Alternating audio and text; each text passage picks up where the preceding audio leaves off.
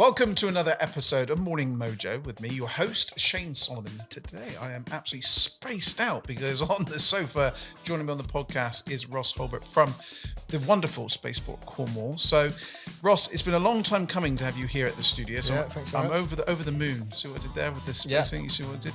And I want to talk straight away about overcoming failure. And the reason for that, of course, with the recent Virgin orbit at Spaceport Cornwall. How do we get over failure, Ross? Yeah, well, it's interesting, and obviously we'll get into this. But for the launch itself, there was a lot of successes about that launch. But you're right as far as the day after when the mission had failed to get the satellites into orbit, and potentially we're sort of dealing with this word failure that we're all uncomfortable with, and actually that's when messages flooded in from the engineering community, the R&D community, the Cornwall community, who were so proud of that, to say how proud they were of us for everything we'd achieved. We went from, Cornwall Airport Newquay with this idea with Goon Hilly's help about becoming a spaceport, the first spaceport in the UK. But then actually, so there's this stuff that Virgin can learn from the telemetry and, as far as the engineering is concerned, to make sure things like that don't happen again. But it really helped, I think, with the education and the outreach message. When you go into schools and you talk to people about these opportunities that are there, but resilience and overcoming failure and coming back and learning from experiences is really powerful. And then again, shortly after in the last few weeks, we have the launch patch for the Start Me Up launch as it was, and our designers sent us over and we had these stickers and it said "Never give up," and it's a good message, and I think that's a message we've carried with us. And although, as I said, there were a huge amount of successful moments in that launch, and it positions us for great success in the future. It was quite sort of good in a way to just pause and take stock of what happened before moving forward, and probably actually means that we're in a much more strong place now because of it.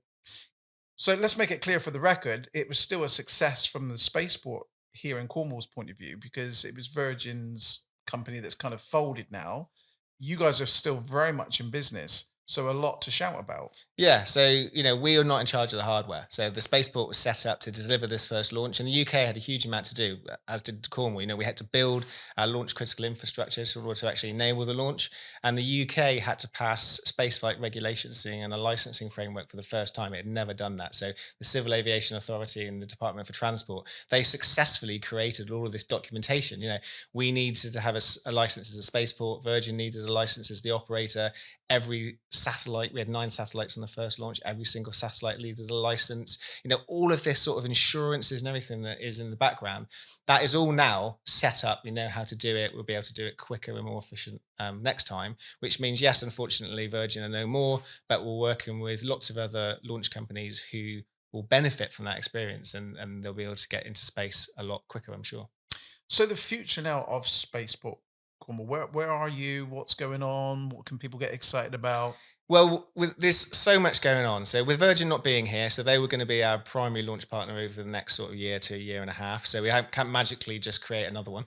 Sure. So our focus is changing somewhat to supporting the businesses that have been attracted to the site based on all of that excitement. So we had the launch in January. We opened our operations facility in April, and we've got 14 businesses now, space businesses based in that building. So we support them in the sense that they're all collaborating with one another. We've got Software Cornwall's 10-year anniversary event and going on in the building at the moment. So shout out to anyone who's organising a corporate event or anything like that. We've got 300 attendees for that conference. We've got a whole range of workspace culminating in this big laser show, which I'm really excited to see what's going to happen this evening.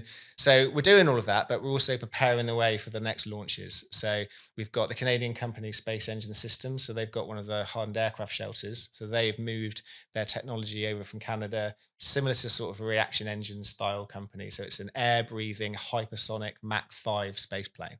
Wow. So, it's when we get to a point where we can bring some students in and open the doors and see that will be cool. So that's the sort of activity we're aware of that people are expecting to see. And then we'll be making some announcements in the next sort of 3 to 6 months about the next follow-on launch partners, and hopefully looking at having launches from 2025 onwards. So space activities definitely still stuff that we're doing. But of course, we need to make some amendments to our license. Virgin Orbit was a particular type of launch vehicle, so an air launch vehicle. So at the moment, that's what our license says we can do. So we have a partnership with Sierra Space, which is a space plane that will come back from the International Space Station. But that's an orbital return license that we currently don't have. So we've got to start again with the CAA about getting those licenses in place. And then we're working with, there's a lot of drone and unmanned system technology being developed in Cornwall, down at Danwick by Caldrose and other places. And at the moment, you can't fly a drone anywhere near a licensed passenger airport. No, that's not unique to Cornwall. Can't do that anywhere in the world. But we're working with some partners who are using elements of unmanned technology in their systems. So we're trying to work a bit of a sort of stepping stone approach to, they're not going to be launching next year or maybe the year after. But in 5 years' time, we want to anticipate either mixed airspace to allow them to work, or maybe even work with the regulator, create a sandbox with the Department of Transport. So Cornwall will be supporting this sort of activity for the first time. And again, that's just when we talk about failures or successes. Cornwall is still the first licensed spaceport in the UK. It's the only operational orbital spaceport anywhere in Europe. So as far as, if anyone, either a US company or an overseas company wanting to access the European market, or a European launch developer in Europe wanting to launch close to their customers, they're going to do it out of Cornwall. So there's still a huge amount of reasons to be excited about space activity. It's amazing. And who knew that little old Cornwall, Little old Cornwall, yeah. Not only with the spaceport, got so many great things going on.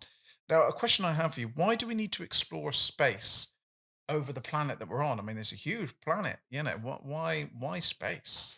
Well, the thing about space is in a way it's good to try to forget about the rockets and the launch vehicles and things, because actually what space is about using the data that comes back from space.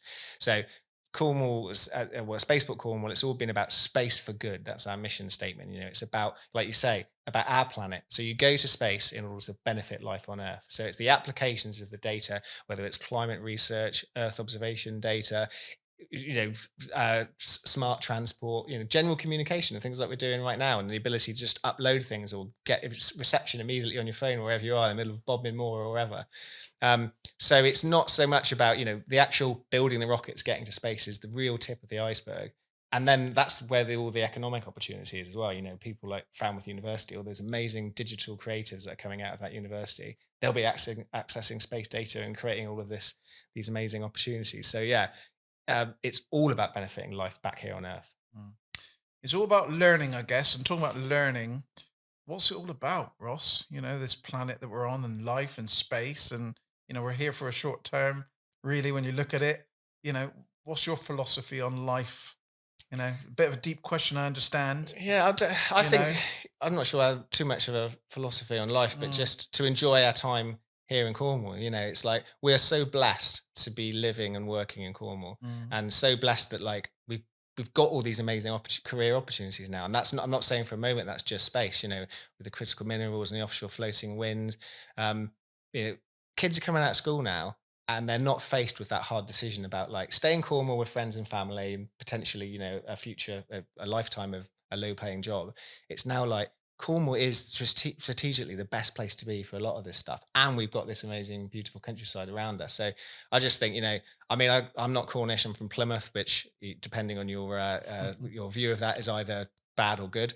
But it's just such a privilege for us to be able to live down here. And I think, being outdoors and, just when we meet people from other space clusters around the UK, they're just totally in awe of the fact that we're able to do this and still live in Cornwall. Because when you've had visitors down in the past, certainly when all the interest was going around Virgin at the time, you would have had all sorts of people over here, and they must have all been inspired by the surroundings that we have, right? Yeah, well, so Virgin, before they came to do the launch with us, they'd done 4 successful launches out of Mojave. Well, Mojave is a spaceport. It's also a desert. So these launch campaigns, which are 3, 4, 5 months, a desert is a great place to launch a rocket. Not a fun place for young professionals for Virgin Orbit. The type of people that as well that company attracted. Their factory in Long Beach. They had really no idea where they were going, and we picked up on that. So in the integration facility, when you go, and we've got pictures of Cornwall's heritage with the tin mines. We've got the local artist Gemma Lessinger has this amazing mural up on the clean room wall, 9 meters high, with space for good emblazoned on it. And that's a picture of Fistral. But they really had no idea. So they come out, they're in the integration facility, sort of 12 hours a day with all their gowns and hairnets on. And then they come out and we're saying, hey, do you want to go to Weybridge and go climbing? Do you want to go, come onto the coast path? Let's get into Newquay. A lot of these people have not left America before. And suddenly they're in like on the outskirts of Newquay with all the bars and restaurants. And they absolutely loved Cornwall. And it was brilliant to see them, the relationships that were forged. And they were so much looking forward to coming back. And now, of course, over the last few months, I've seen these guys all picking up new jobs with other space companies because where they're all based in California, I mean, it's not hard for them to find jobs. So that's been good, actually. I'm pleased that they've all got jobs, and maybe we'll see them in Cornwall again. They might work for some of the future launch partners, but yeah, they absolutely loved it. So who is, your inspiration? Who inspires you to strive to have the best career that you can have?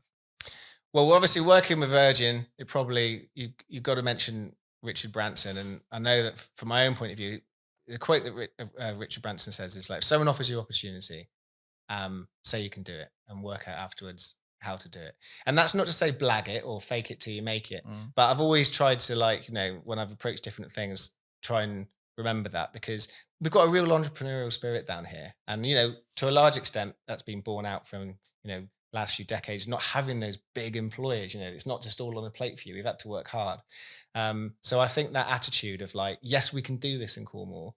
That just goes through so much of what we do. So I'm not saying I do it perfectly, but I definitely like to say I put my hand up and I volunteer for stuff.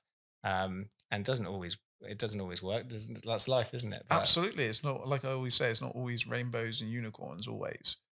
Exactly. Now, this podcast is designed to motivate people, inspire people. Now, people lose more than they win. So let's talk resilience in the world and how people can learn from this. Yeah, well, as I said with the education program, talking to students about how, there's all this wealth of opportunity out there, but life isn't always easy.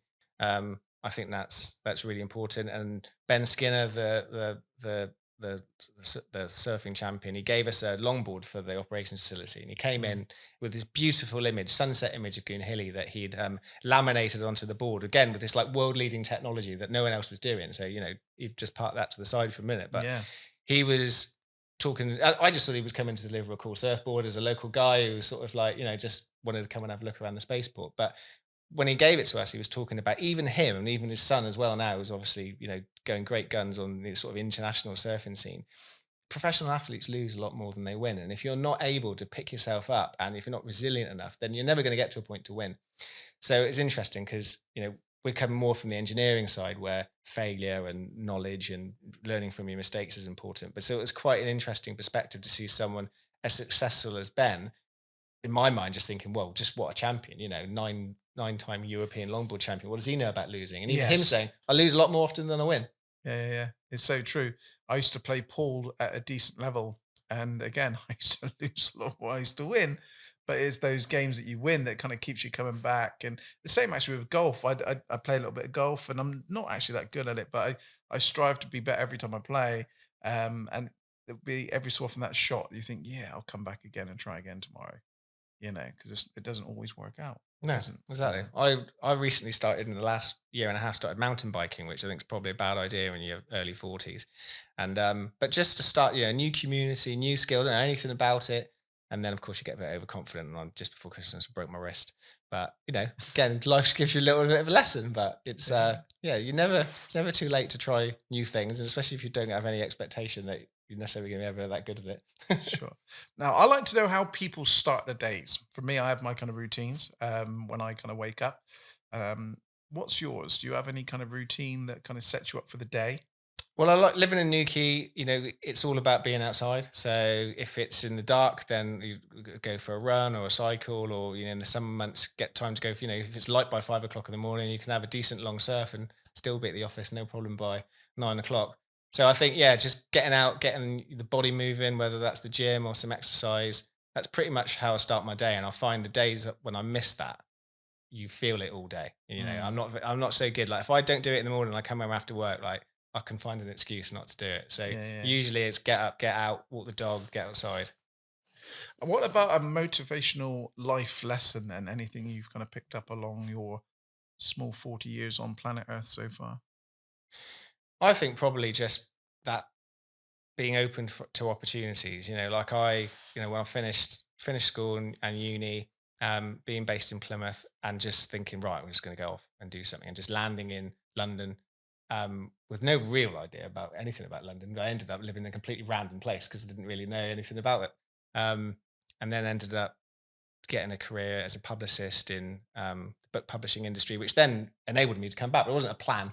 It was just, I guess, being open to the idea of what these opportunities might be. So again, it's maybe not a life philosophy, but just sort of like, I think it's just having enthusiasm. And again, we've got so many people in Cornwall who are just enthusiastic and passionate, and we've got that in spades.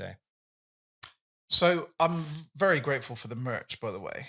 You're looking good. I'm really digging. I don't wear hats or anything as a rule, but when I saw the branding on this when you came into the studio, I thought I've got to put one of these on. But I am a bit intrigued about what you've got here at the end of the sofa, Ross. Yeah. So this is one of our Dick Pearce special edition Spaceport Cornwall belly boards. Yeah. So Dick Pearce, based in Newquay, brilliant company. All about sustainable surfing. Tourists coming down in the summer buying plastic bodyboards which break immediately and then end up in landfill or the ocean.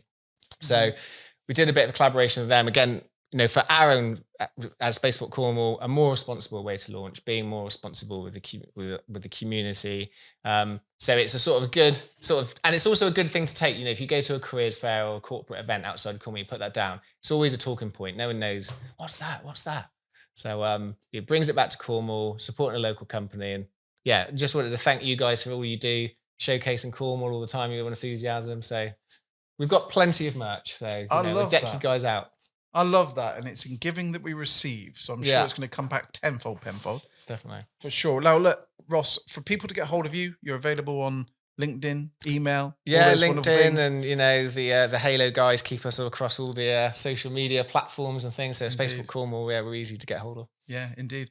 Well, look, Ross, it's been an absolute pleasure. Is there anything else you want to kind of put out to the world before I wrap this up? Because no, just thanks for the opportunity and thanks for all the support locally as always. Like I said, we are in a really strong place and got some exciting announcements to come.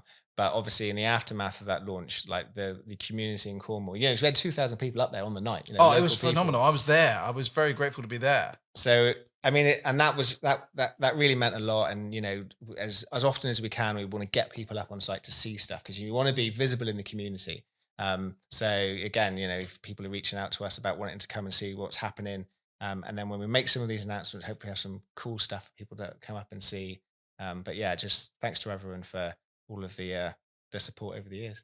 Absolutely. And again, we could see a rocket launch from it's coming. Cornwall very, very soon. You never know. Well, look, as always, thank you so much to the wonderful Megan and Jay for producing this podcast today. It's here to give you that morning mojo, to fire you up for the day, find a bit of inspiration, listen to what's going on around Cornwall as well.